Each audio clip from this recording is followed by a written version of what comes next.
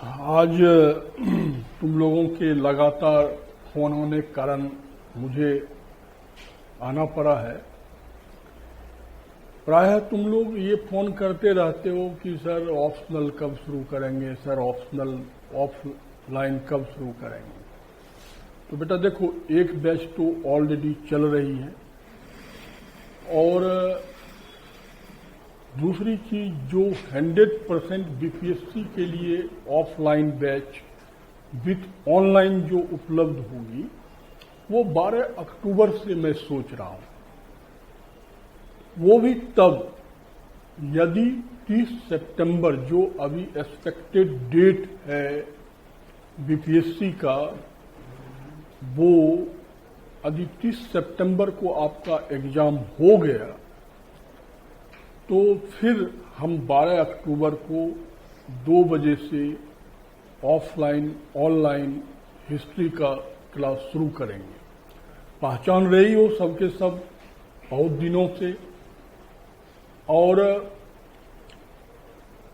ये ध्यान रखना है कि यदि डेट आगे बढ़ गया तो फिर वो 12 अक्टूबर नहीं होगा, फिर अगला डेट कब होगा वो मैं बता दूंगा। लेकिन ये मान के चलो कि 30 सितंबर को अनिवार्य रूप से एग्जाम हो जाएगा। 5 अक्टूबर तक दशहरा होगा, फिर आप लोग भी बिहार से दिल्ली आ पाओगे, तब 12 अक्टूबर से हम लोग अवश्य शुरू करेंगे। ये तो पहला चीज है। दूसरा चीज जो है कि बच्चे, बहुत सारे बच्चे के साथ समस्या खड़ी हो जाती है। वो समस्या क्या है कि सर हिस्ट्री बहुत बड़ा है और हम लेना चाहते हैं लेकिन उसका सिलेबस बड़ा है, इसलिए हम नहीं ले लेंगे। ये अवधारणा बिल्कुल गलत है। सिलेबस क्यों पढ़ोगे? तुम्हें हिस्ट्री में 6 क्वेश्चन अटेम्प्ट करना है ना। देखो, आपका जो इतिहास का पेपर होता है तो भाई एक ही पेपर होता है, एक पेपर में 2 सेक्शन होता है, ठीक है, सेक्शन 1 एंड सेक्शन 2, ठीक है। सेक्शन 1 का 2 पार्ट होता है, ठीक है। पार्ट 1 में प्राचीन भारत है और पार्ट 2 में क्या है, मध्यकालीन भारत, ठीक है। सेक्शन 2 में पार्ट 1 में क्या है, आधुनिक भारत है, और पार्ट 2 में क्या है, विश्व इतिहास है। क्या है, विश्व इतिहास। यही है ना ये। तो आप हमारे सामने में ये कहने आते हो सर बहुत बड़ा, सही में सिलेबस तो बहुत बड़ा है। यदि पूरी सिलेबस पढ़ के परीक्षा देने बच्चा जाएगा तो उसे तो साल 2 साल फिर तैयारी करनी चाहिए, लेकिन सिलेबस को पढ़ना नहीं है।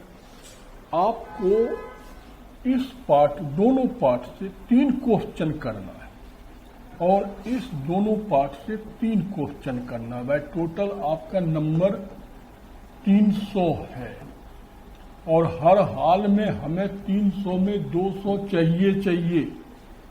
यदि इससे नीचे आ गया ना, 180 से नीचे आ गया तो फिर मैं बता दे रहा हूं 100% रिजल्ट नहीं आएगा, क्योंकि आपको पास तो ऑप्शनल ही करवाता है। जीएस में 600 में पेपर फर्स्ट में भी 175-200 आ सकता है। 175 से 200 नंबर आने का जगह 2 ही जगह है, वो ऑप्शनल है और जीएस पेपर फर्स्ट है। यदि यहां मिला के आपने 360 से 400 नंबर ले लिया तो न केवल सिलेक्शन बल्कि टॉप 100 में आप श्योर शॉर्ट रहोगे। तो आप कहोगे सर हिस्ट्री में नंबर का है, खूब आता है, तरीके से तैयारी करना है कि भाई 3 क्वेश्चन यहां से करना है, 3 क्वेश्चन यहां से करना है, पर क्वेश्चन 50 नंबर है, कुल 6 क्वेश्चन करना है, ठीक है।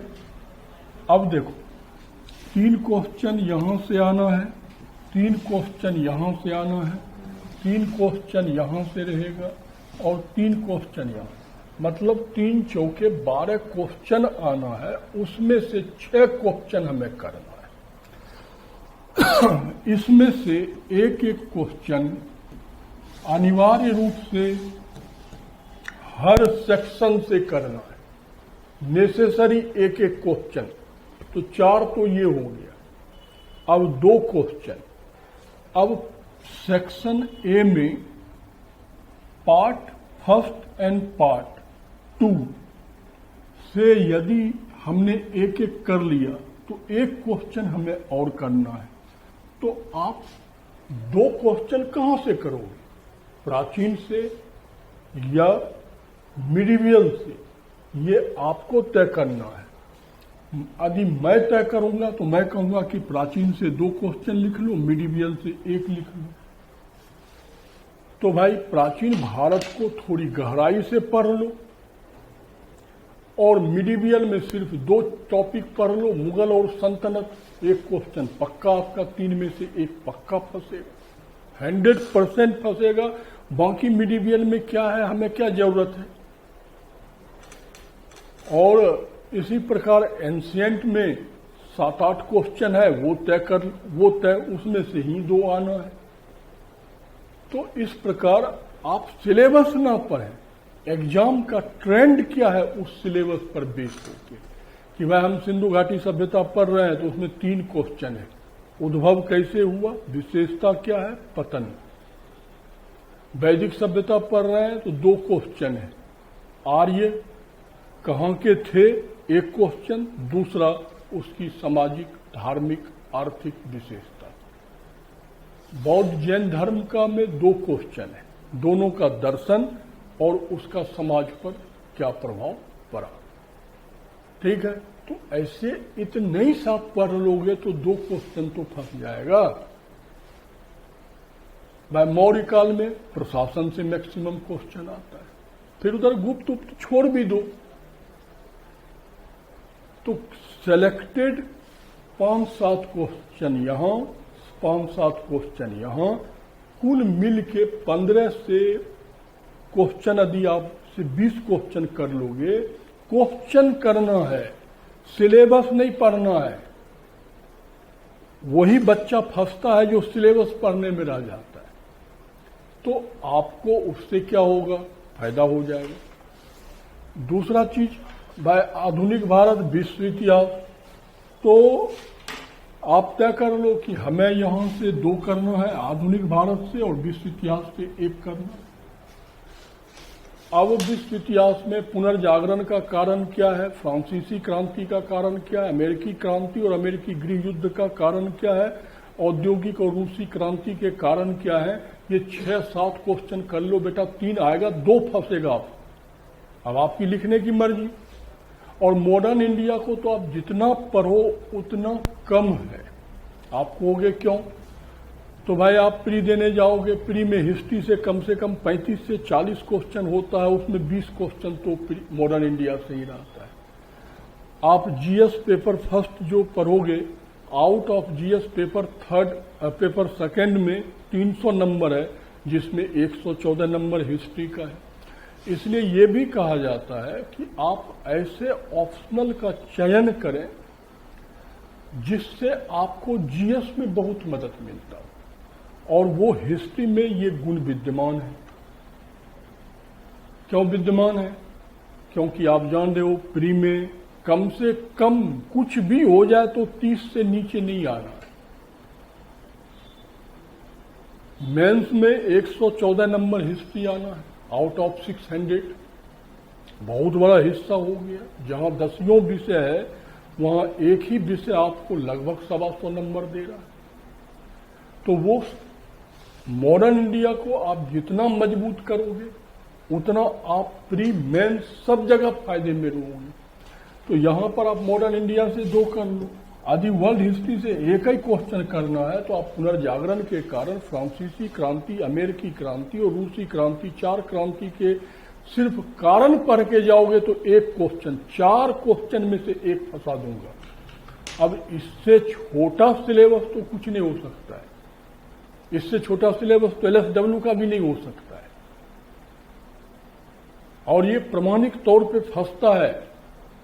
ठीक है, तो जितना आप कंपाइल करके पढ़े रहोगे उतनी आप मजबूती से लिखोगे, और पूरी सिलेबस जो पढ़ेगा वो तो कभी लिख ही नहीं पाएगा, क्योंकि वो तो बिखर जाएगा।